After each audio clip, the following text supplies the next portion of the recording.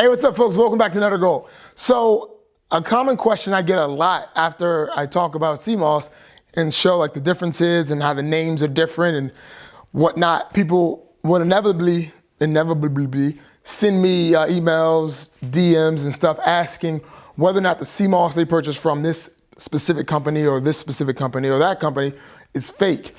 Now, the title of this video is simply, they're lying to you, but not on purpose. Let me explain. And the reason why is because I need to explain it.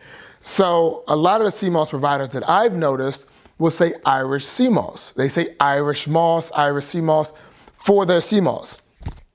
Yet it's not the Irish sea moss, the Condis crypsis that comes from Ireland or the coast of Maine. So from what I've read and when I was researching from the previous video, the thing is, when the Irish immigrants, get out of here, when the Irish immigrants were coming over to the United States, a lot of them settled in the islands, like in Jamaica, St. Lucia, and when they were there, they also plucked sea moss from the waters, because back home, where they were from, they had sea moss and they would get that. Well, so rewind, there's like a story about the potato famine in Ireland, so they started farming sea moss. So that became kind of like a staple thing in the diets. I don't know if it still is. Somebody actually from Europe reached out to me and asked about where to buy Irish sea moss, but you guys don't care about that. Anyway, so they came over to this side of the world and started farming and harvesting sea moss.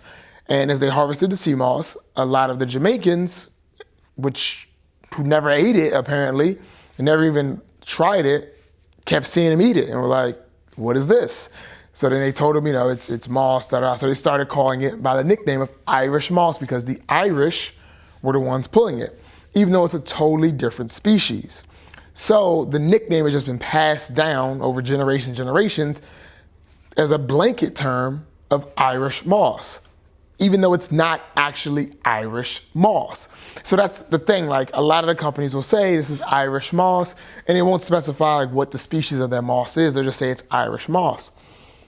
And that to me becomes an issue because it's like a nickname. So it's like calling something chapstick, right? Chapstick is an actual brand name of a company, but it's become so used, and that's just how it is. It's a staple in the environment. Chapstick. Anybody that has lip balm, you got chapstick, you got chapstick.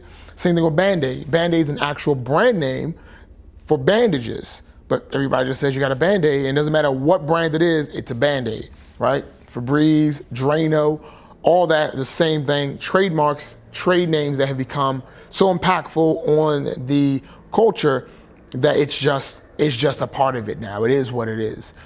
So that's how Irish moss is. Irish moss is just a trade name or brand name to go along with sea moss in general. Just sea moss is a blanket term.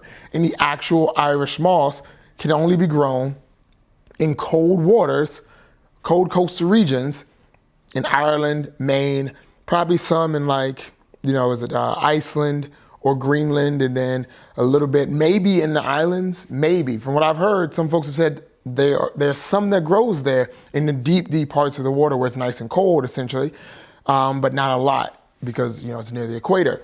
But yeah, so I hope that clarifies it up just a bit for you all. I would be skeptical though of any company that says Irish moss and doesn't specify the species of moss. Because my biggest concern would be, do they even know what species of moss they're selling? Do they know that this really isn't Irish moss? Because then if you're buying something from somebody that doesn't really know what it is, it really won't hurt you because it's the same thing. But it starts questioning like what type of information they're putting into the description, on their social media, they're sending out their newsletters.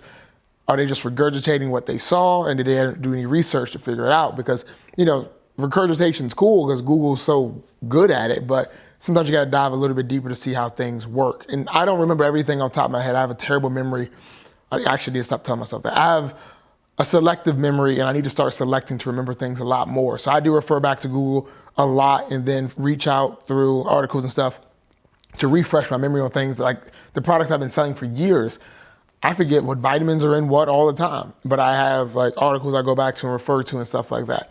So I would just be cautious of anybody that isn't able to tell you what it is or isn't willing to figure it out and let you know, because then it just questions what their motives are. Is it just a quick buck, or because sea moss gel is actually a pretty good business if you think about it. Like if you buy, like we did the video, if you buy 1 ounce of sea moss, right, and add 32 ounces of water, that yields 32 ounces of sea moss gel, right? So you took 1 ounce and made it 32 ounces, then you can sell it by like 8-ounce jars, 8, 8, 16, 30. So you can sell 4 jars. People usually sell 4 jars or sell a jar for like 25 bucks, right? So you just made $100 off those 4 jars, and that 1 ounce of sea moss maybe cost you like 20 bucks, maybe. So it's a flip, it's a hustle. So I would just be careful, just definitely be careful in that sense. But again, they are lying to you, but it's not on purpose, I don't think. A lot of them are just using a nickname for it, and that's what they're going with. So, yes. Yes. Okay, I hope that clarifies some things. I hope that was helpful to somebody, because, yeah, hope that helps. Oh, let me do a thumbnail. Yeah, I'm not going to do that. But yeah, I hope that helps. See you.